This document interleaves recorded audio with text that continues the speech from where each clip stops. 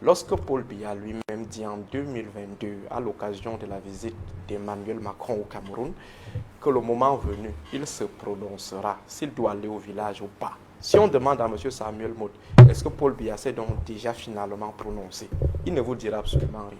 Absolument.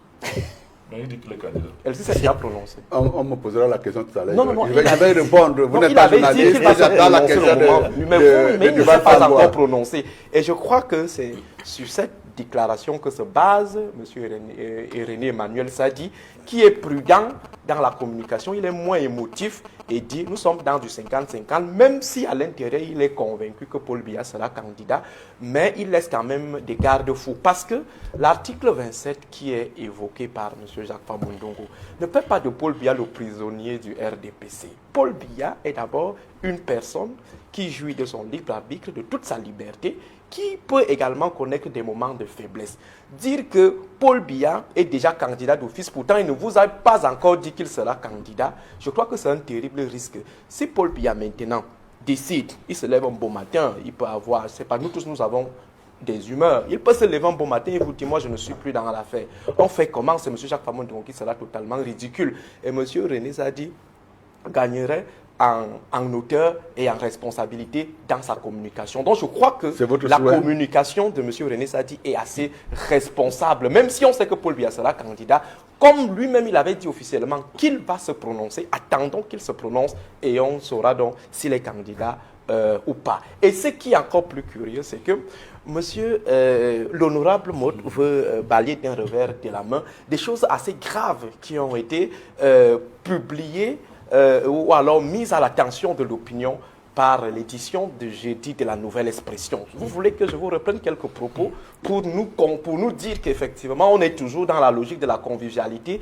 entre deux membres du gouvernement. Je prends quelques extraits. Pour qui vous prenez-vous? Voilà. Ça, c'est les paroles d'un journaliste qui était présent. Votre imposture doit s'arrêter. Je crois que si les propos relayés n'était pas vérifié, on serait en situation de demande de droit de réponse ou alors de saisine même du CNC pour estimer qu'on a trafiqué une communication pour la faire porter à un membre du gouvernement. Je crois que ceux qui ont fait le travail, la position de jeudi, méprisant le sérieux de la Nouvelle Expression et l'assise journalistique de la Nouvelle Expression dans le recoupement de l'information, dans le suivi de l'information, dans les relations avec des sources sûres.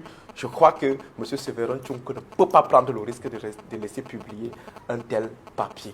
Donc je crois que M. Samuel Mott, en attendant que vous nous démontriez que ce qui a été dit est faux, nous faisons confiance à la Nouvelle Expression et nous vous disons que les propos tenus par les uns et les autres trahissent un état d'esprit assez chaotique dans les relations entre les différents pontes du pouvoir. Et cela rentre en droite ligne de ce qu'on a toujours observé depuis un bon nombre d'années. Vous savez, la faiblesse de Paul Biya, l'absence de Paul Biya, l'effacement de Paul Biya de l'arène fait naître des prétentions et ces prétentions sont affichées avec des clans affichés. L'affaire Martinez nous a permis de voir comment il y avait des fissures étanches entre les membres du système avec la constitution des clans, avec des communiqués et des contre-communiqués, avec des actes et des contre-actes qui ont été produits par les uns et les autres. Donc, nous ne pouvons pas venir sur le plateau dire aux Camerounais qu'au regard de ce qu'on a lu, de ce qu'on a observé, il y a la sérénité ou alors il n'y a pas vraiment une certaine cacophonie. Mais ce que vous devez admettre, M. Samuel Mott, c'est que quelles que soient vos positions, que M. Paul Biya soit candidat, qu'il ne soit pas candidat, je crois que la dynamique de changement en cours me semble irréversible, sauf à faire recours peut-être à autre chose. Chez nous, les petits, il y a ce macabo fantôme qu'on appelle Abango Momoro. Le macabo fantôme, une fois qu'on vous le sert, un de vos parents va mourir. Une fois qu'on vous a déjà servi le macabo fantôme. Donc les élections d'octobre prochain, c'est comme ce macabo fantôme qu'on a déjà servi au RDPC. Tu manges le macabo fantôme servi, ton père meurt. Tu ne le manges pas, ta mère meurt. Donc, quel que soit ce que le RDPC va faire, présenter Biya, je crois que la dynamique sera toujours en cours. Ne pas présenter Biya, la dynamique sera toujours en cours. Et il faut l'admettre, M. Samuel Modjo. J'avais précisé ici, indiqué à votre attention, ici sur ce plateau, que vous serez dans l'opposition dans les prochaines années. Vous serez opposant. Alors, non, Kambia, on assiste là à un bal masqué des principaux challengers à la succession de Paul Biya. Monsieur Fangwa, honnêtement, je pense que les débats relatifs aux turpitudes en cours au sein du RDPC, même si cela a un réel impact dans la vie politique, c'est pas ce qui intéresse les Camerounais en ce moment. Parce que moi j'ai toujours dit, et je l'assume, le RDPC est un parti moribond. C'est un parti, en réalité, n'eût été la force de l'État et l'ensemble des moyens de l'État n'existerait pas. Vous pensez qu'il y a des militants au RDPC qui sont intéressés par tout ça là? Il y a quels militants de conviction au sein du RDPC? Donc nous sommes là, on prend 20 minutes pour parler des petits bisbilles entre le RDPC. C'est le parti au pouvoir. Ce à quoi on assiste en ce moment, on n'a pas besoin d'aller à l'ENA de Paris, d'aller à l'ENAM au Cameroun, ou d'aller à Oxford ou Cambridge, pour comprendre que le bateau Cameroun n'est plus dirigé. Commençons par des choses assez simples. Il y a quelques années, en rapport avec le même personnage, le même ministre qui est intervenu, on nous a dit que 32 gigas et 500 gigas c'est la même chose. Aujourd'hui, on nous dit que sur le plan statistique, 50% et 100% c'est la même chose. Et M. Modou vient relayer ça. Il est très à l'aise de pouvoir dire que c'est exactement la même chose. Alors que tout le monde voit qu'on ne peut pas concevoir dans la communication gouvernementale, même dans la communication du RDPC, qu'un ministre de la République, ministre de la Communication, porte-parole du gouvernement, fasse une interview dans un média en matinée et qu'à la fin de la journée, son collègue vienne faire une interview dans le même média relatif au même sujet. Comment est-ce qu'on peut expliquer ça? Comment vous arrivez à expliquer ça à vos enfants, M. Mout? Qu'ils ont fait cette sortie tous les deux collègues au sein de deux membres du gouvernement, le même jour, sur le même sujet. Ça n'a aucun sens. Et cela traduit tout simplement le malaise et le mal-être désormais qui habitent votre parti en rapport avec des questions liées à la succession de M. Biya. Je suis quand même curieux de savoir que notre pays, qui est devenu une grande curiosité planétaire, est le seul pays au monde où, après la convocation du corps électoral et moins de 3 mois avant la tenue de l'élection, votre candidat que vous exaltez lui-même ne s'est pas prononcé sur sa candidature. C'est-à-dire tout le monde qui va concourir à l'élection présidentielle à venir s'est prononcé sur sa candidature. Le président Kamto a dit qu'il est candidat à l'élection depuis le 10 décembre 2023. Cabral Libé s'est prononcé, Joshua aussi s'est prononcé. Pratiquement tous les candidats se sont prononcés in situ personnel. Mais au RDPC, on a des turiféraires qui nous chantent des louanges à longueur de journée sur une candidature qui n'existe pas encore. Est-ce que, et le journaliste M. Boavivier a posé la question au ministre Famine Ndongo en disant que quand est-ce que vous avez vu le président de la République pour la dernière fois? Il n'a pas été capable de répondre. On lui a demandé sur quoi il se base pour qu'ils disent donc que le président est candidat à 100%. Il n'a pas été capable de répondre. Le même président, vous l'avez tous rappelé ici, a dit que le moment venu, il se prononcera. Alors arrêtez vraiment avec ce jeu. Votre parti politique en ce moment, quand vous décryptez l'ensemble de ce qui se passe, et vous n'allez tromper personne, le parti va à volo. Parce que premièrement, vous n'avez pas de candidat. En deuxième position, il y a des personnes qui contestent de plus en plus les hautes instructions au sein du même gouvernement qui disent que non, nous ne sommes pas d'accord avec cette perception qu'il y a à ce que quelqu'un convoque les élus du RDPC et les hauts cadres du RDPC. Alors que, pour vous rappeler, le ministre secrétaire général à la présidence de la République n'est pas lui-même membre du comité central, il n'est pas dans les organes, n'appartient pas aux organes dirigeants du RDPC. Donc vous, en tant que membre du RDPC, je pense que vous devez mettre de l'ordre. À moins que vous continuez dans la confusion entre le RDPC et l'État. Mais si nous sommes dans les affaires de l'État, il y a sur le plan administratif une nomenclature de mesures et d'actions à mener. Mais sur le plan purement partisan, je pense que si le RDPC doit siéger ou consulter ses élus, ça se passe avec un certain nombre d'ordonnancements liés à votre parti. Donc, c'est vous répondre à votre question et vous dire que effectivement, ce à quoi nous assistons aujourd'hui est indigne d'un parti qui est au gouvernement depuis 43 ans et qui est complètement perdu face à une situation qui semble leur échapper. Mais moi, je voudrais dire et m'adresser plutôt aux Camerounais qui, aujourd'hui, sont effectivement dans ce que vous appelez l'espérance. Mais une véritable espérance liée au changement radical qui va s'opérer le 12 octobre lorsque votre gouvernement aura disparu, lorsque nous vous aurons battu aux élections que nous voulons libres et transparentes, et lorsque on aura une nouvelle approche de gouverner ce pays pour le sortir de l'abîme dans lequel vous allez le laisser. Parce que personne ne peut imaginer un héritage de 43 ans qui puisse nous conduire à ce à quoi nous assistons dans ce pays. Peut-être que vous êtes très satisfait lorsque vous sortez de chez vous et que vous ne pouvez pas faire 50 mètres sans passer par 40 nids de poules et que vous êtes obligé de changer vos amortisseurs, vos bras pratiquement tous les jours. Peut-être que ça ne vous dit rien. Peut-être que la dernière fois où vous étiez à Yingui, vous étiez très content de l'état de l'infrastructure routière. Mais je veux dire ceci, monsieur Duval Fangwa. Le RDPC est voué à sa propre mort. Ce qui tient aujourd'hui, c'est l'illusion que le chef de l'État est encore là, et en tant que président du parti.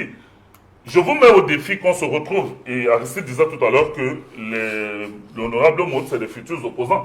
Qu'on se retrouve ici dans quelques temps, le RDP, ça sera exactement comme le PDG au Gabon. Vous vous souvenez, lorsque le lendemain de la prise de pouvoir par M. Olingi, on a vu tous les partisans du PDG sortir et brûler tous les effigies du PDG comme s'ils n'ont jamais appartenu au PDG. C'est exactement ce qui arrivera avec le RDP. Alors cette division au sein de cette formation politique, ça fait du jeu de l'opposition? L'opposition est focalisée sur la conquête du pouvoir. Nous sommes là pour conquérir le pouvoir et pour arrêter la saignée pendant l'élection présidentielle du 12 octobre. Ça ne peut pas faire... Je vous ai dit que vraiment notre leitmotiv, ce n'est pas le RDPC. Le RDPC est là comme adversaire, désigné parce qu'ils sont au gouvernement. Mais nous travaillons. Nous travaillons depuis des années. Je vous ai dit que nous sillonnons le pays. Nous allons à la rencontre des Camerounais.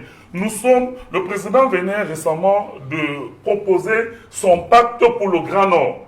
C'est-à-dire un vaste projet pour réhabiliter une région qu'on a désignée comme la fille aînée de la République, mais qu'on a complètement abandonnée à la misère et à la paupérisation depuis toutes ces années. Donc nous sommes dans une logique de pouvoir repenser et de pouvoir penser ce pays qui va très très mal. Parce qu'on ne peut pas parler plus mal que ceux que nous aurons comme legs du gouvernement du renouveau. Donc il faut que vous compreniez que dans cette phase de reconstruction de notre pays, de renaissance même de notre pays, ça ne sera pas les turpitudes liées au RDPC qui vont être le leitmotiv de notre action. Les Camerounais sont de plus en plus conscients de la nécessité de donner une nouvelle possibilité à notre pays de se mettre sur les rails.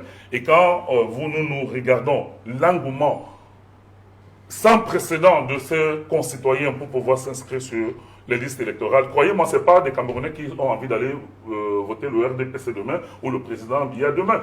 Tous ces nouveaux Camerounais, malgré les restrictions de l'ECAM, malgré les difficultés que nous avons, tous ces milliers de Camerounais qui se sont inscrits, c'est pour pouvoir battre le 12 septembre le candidat du RDPC. Que ce soit le président Biya, que ce soit un autre candidat, nous n'avons pas de problème. Nous voulons juste affronter le candidat du RDPC et pouvoir le battre à plate couture à travers cette élection. Est-ce que dans cette stratégie, vous comptez, quand je dis vous au MRC, vous comptez toujours sur une éventuelle candidature consensuelle? Je pose la question parce que cette semaine, vous avez vu dans les journaux, on parle de 6 formations politiques qui sont concertées à Yaoundé et qui sont à la recherche d'un candidat consensuel. L'UMS, le MP, l'UDC, le FSNC, le PAL, l'USDP, entre autres. Et la nouvelle expression qui a titré présidentielle 2025, le laborieux consensus de l'opposition, à quelques jours de la convocation du corps électoral, ça c'était avant vendredi, pour la présidentielle, le peuple du changement attend toujours l'oiseau rare, qui est le candidat du consensus de l'opposition face au candidat du RDPC, parti au pouvoir depuis 43 ans. Monsieur Duval Fangwa, le président Kamto a toujours tendu la main à ses pairs de l'opposition. Souvent même, il a même tendu la main aux représentants du RDPC. Je me souviens quand il était en prison et qu'il a dit qu'il tend la main au gouvernement, le secrétaire général adjoint du RDPC, avec une condescendance, une prétention, est sorti pour dire que lui, c'est qui pour tendre la main. Donc le président a toujours été dans cette logique de tendre la main. Au-delà de cela, le président Kamto est le candidat du rassemblement. C'est-à-dire, ce qui est important pour nous, c'est de rassembler l'ensemble des forces autour d'une candidature forte, autour d'une candidature aujourd'hui capable de pouvoir assurer l'alternance démocratique dans notre pays. Il ne suffit pas d'avoir un candidat consensuel. Il suffit d'avoir le candidat capable d'aboutir au renversement du régime actuel. Et on essaye de le dire. Je pense que le professeur Abba Oyono l'a dit à plusieurs sorties, y compris dans votre antenne, qu'aujourd'hui, le président Kamto est le poids lourd de l'opposition.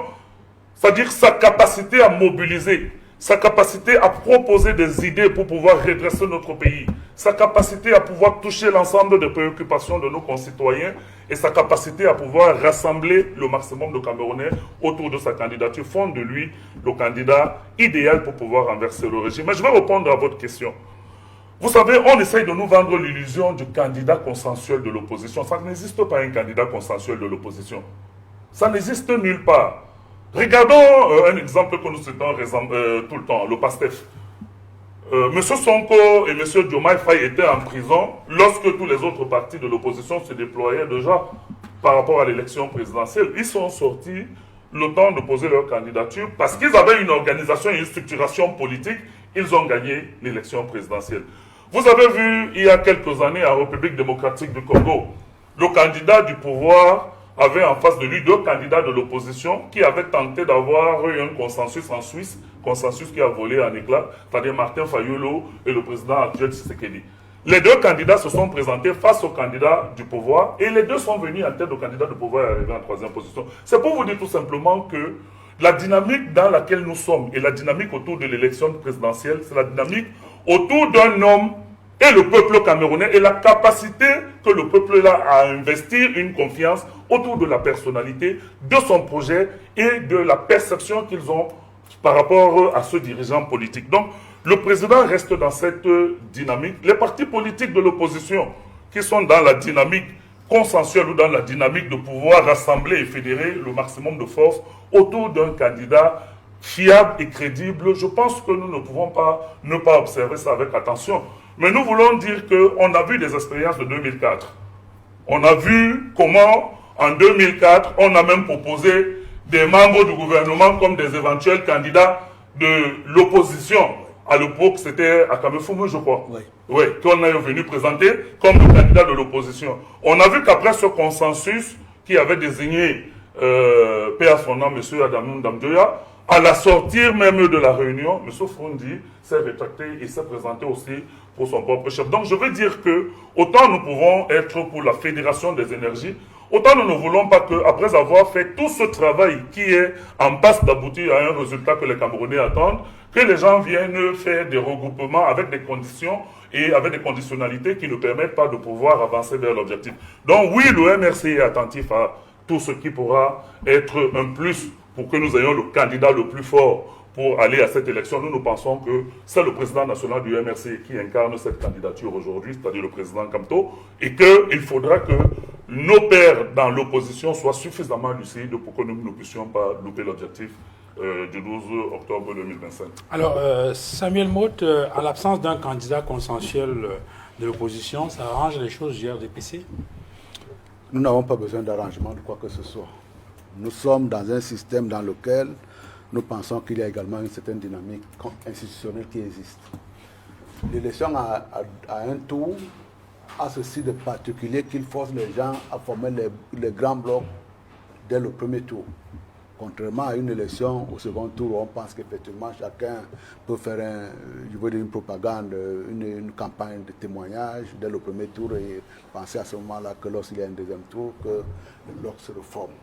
Il est fait dans cette dynamique-là, je constate avec beaucoup de regrets que cette dynamique-là, si elle ne se fait pas autour de Maurice Kamto, ce sera absolument pas une dynamique. Mais en même temps, vous-même, je voulais vous prendre tout à l'heure, lorsque vous avez donné 15 minutes à Edmond Kamga, dire ce qu'il a dit tout à l'heure, là, 15 minutes à... Je ne sais pas qu'est-ce qu'il me reste de tout ce qu'ils ont dit. Il faudra quand même que nous sommes rentrés dans une période très équilibrée. Mais écoutez, vous êtes trois effectivement à dire la même chose. Si on peut faire des interventions, ça ne nous générait absolument pas du tout. Non. Écoutez, On a parlé tout à l'heure des divergences de position. Chaque message a un destinataire et le message, on l'élabore en fonction de la qualité du destinataire que nous avons en face.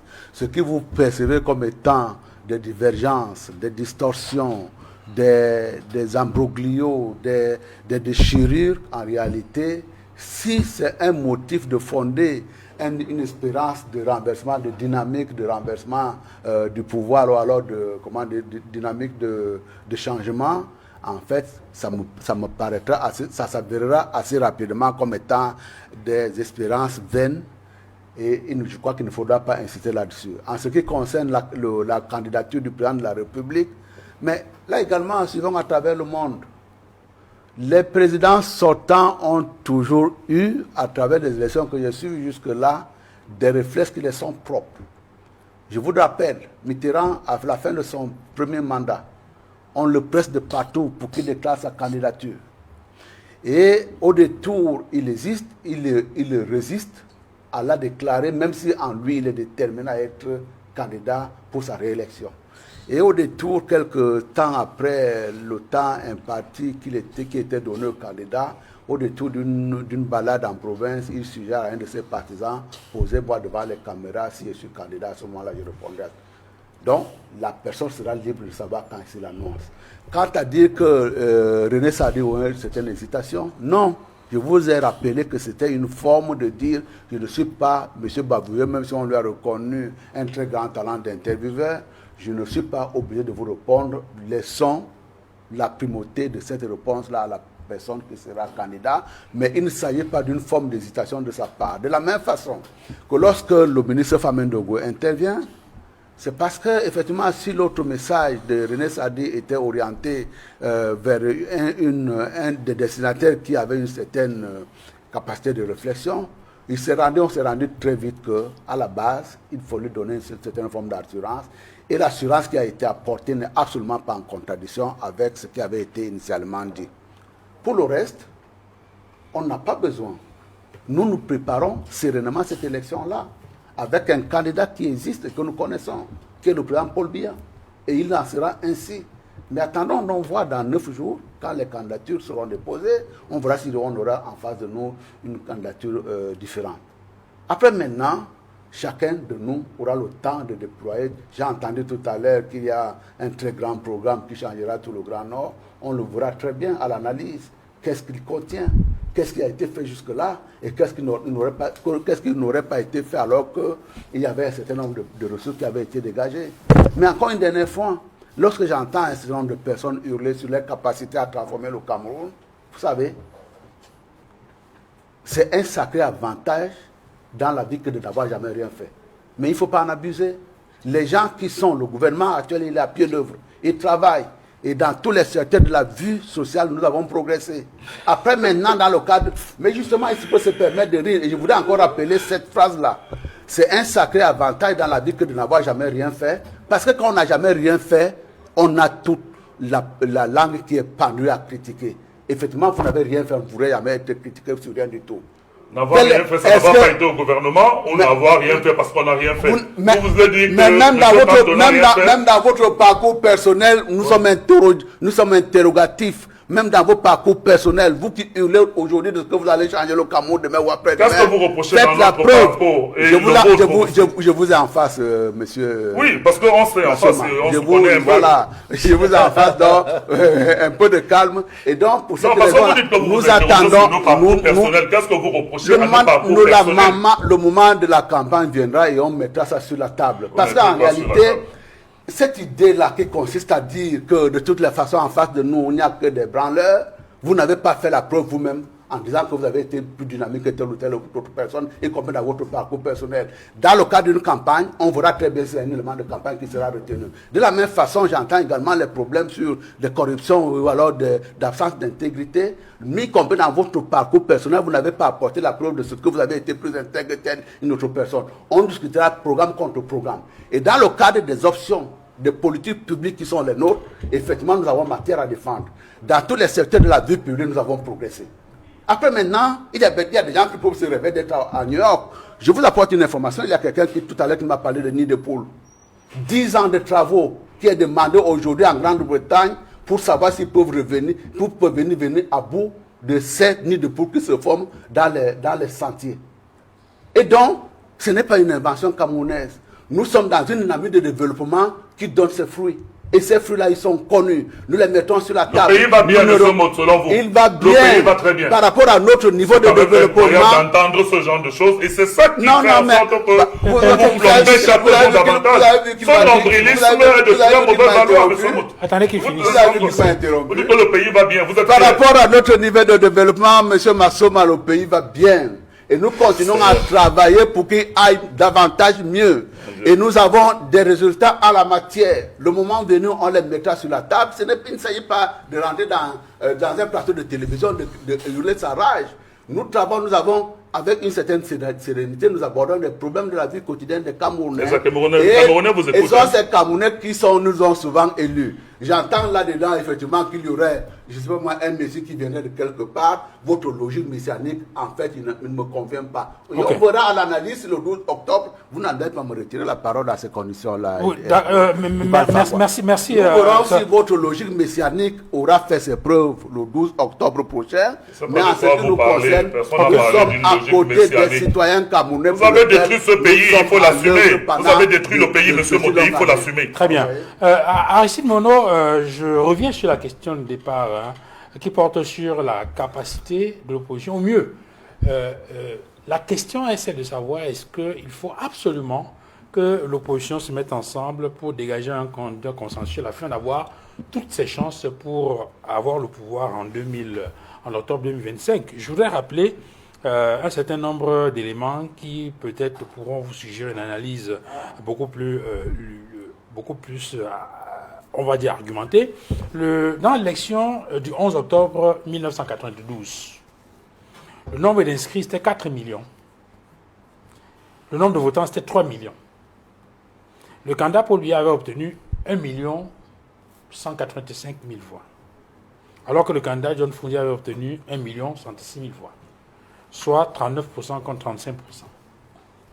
En 1997, l'élection du 12 octobre 1997, il y avait 4 millions d'inscrits. 3 millions de votants. Et le candidat du RDPC, Paul Biya, a eu 3 millions de voix. Celui qui est arrivé en deuxième position, c'était Henri Ogbelin, 85 000 voix. Et le candidat du RDPC avait eu 92% de voix. Le 11 octobre 2004, il y avait 4 millions d'inscrits, 3 millions de votants, et Paul Biya a gagné l'élection avec 2 665 000 voix. John Fundi arrivé avec 654 000 voix. Le 9 octobre 2011, il y avait 7 millions d'inscrits, 4 millions de votants, 3 700 000 pour Paul Biya, 77%.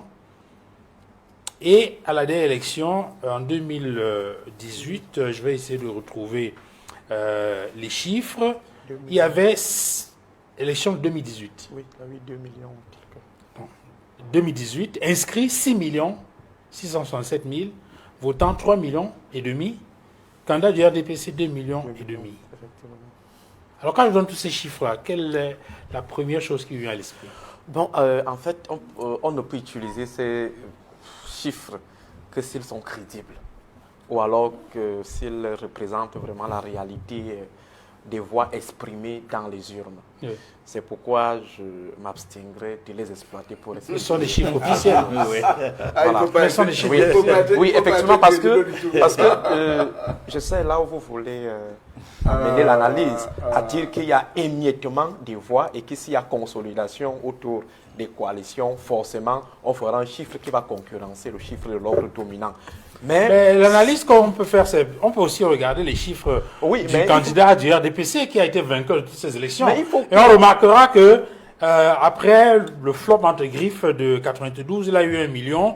Les chiffres de Paul Biya, c'est autour de 3 millions. Ouais. Oui, 3 mais millions. si on finit de bourrer les 3 millions en 97, 3 millions 800 en 2004, 4 millions, 3 millions 700 en 2011 et puis 2,5 millions en 2018. Duval, ça ne peut pas tenir. Ça fait 1 300 000 voix. Ça ne peut pas tenir. Par rapport à 2011. Voilà. Ça ne peut pas tenir. Pourquoi? Parce que le problème se trouve ailleurs. J'ai échangé avec un aîné cette semaine qui me parlait des cabinets Qui est dans une mission communication, diplomatique. qui me parlait des cabinets de communication qui sont souvent mobilisés par l'ordre dominant pour créer des récits autour de la défaite de l'opposition au Cameroun ou alors des victoires tchétchènes du Rassemblement démocratique du peuple camerounais. Et ces cabinets travaillent dans l'Afrique francophone, qui sont dirigés par des personnalités connues. On a par exemple le cabinet Havas de Stéphane Foulks, qui a géré la conférence Investir au Cameroun en 2016. Nous avons Anne Meyo, son cabinet Image 7, qui a travaillé avec le président, je crois, Macky Sall et Alassane Dramane Ouattara. Ce sont en fait des réseaux de communication France-africains en un seul mot, qui ont été déployés, mobilisés pour légitimer et justifier les hold-up électoraux en Afrique francophone.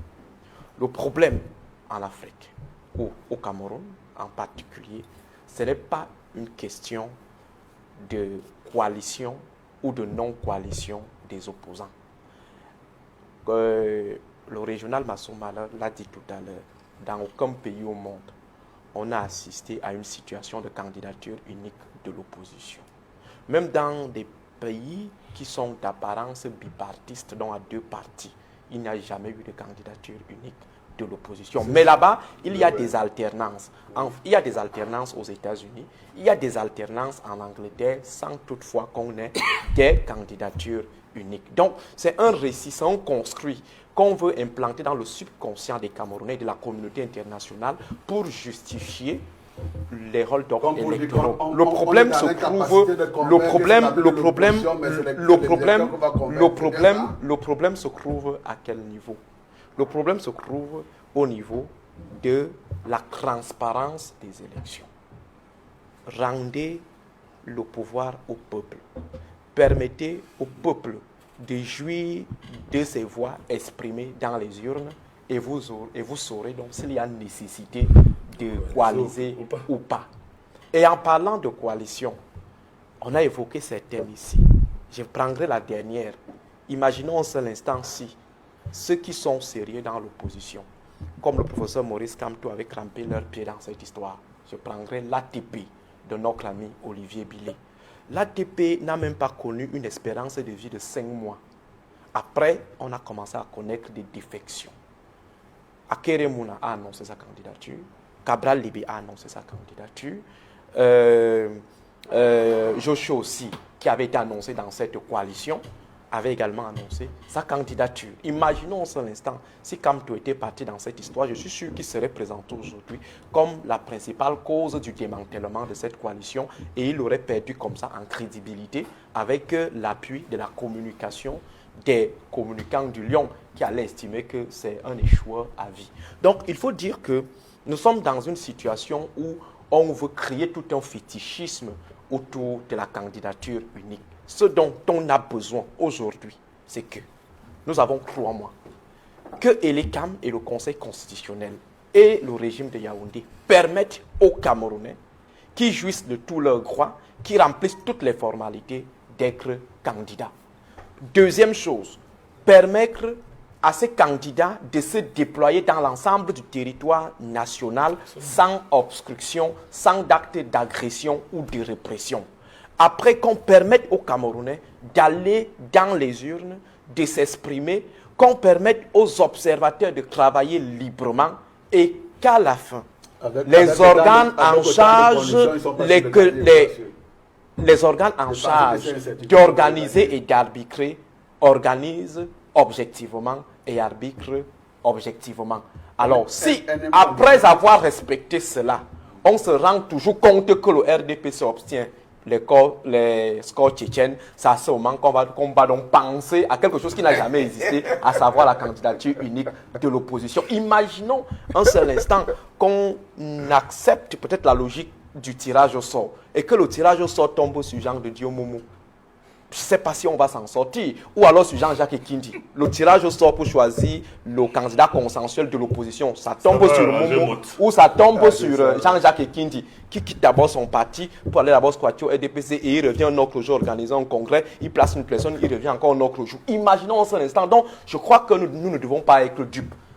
Comme l'a toujours rappelé le professeur Abba Ouyono, nous avons quelqu'un qui présente des états de service au niveau de l'adversité face au RDPC. Tout le monde l'a vu à l'œuvre. Implantation territoriale, mobilisation des ressources, statut charismatique, investissement sur le terrain. Je ne sais pas si c'est en moins d'une semaine qu'on va créer des GES et les groupes de Douala, qu'on va créer un groupe qui va encore venir réfléchir sur quelque chose qui existe déjà. On a fait ça en 2004. On a envoyé Adamo Damjoya devant. Madame Damjoya a obtenu combien? 4%. New John Funzi, qu'on avait mis de côté, avait obtenu combien? 17%. Donc il aurait été préférable qu'on mette immédiatement New John Funzi